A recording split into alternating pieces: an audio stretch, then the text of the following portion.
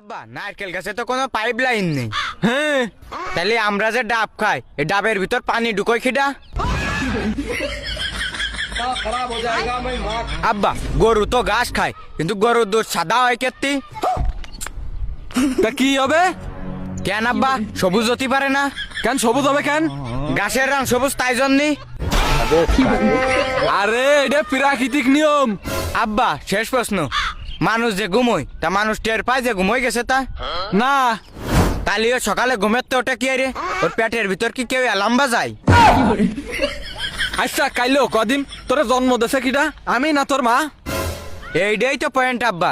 আমি যদি তোমার চা ভালোই তাহলে তোমার চা আমার মতো এক গাঁট বেশি বুদ্ধি কেন?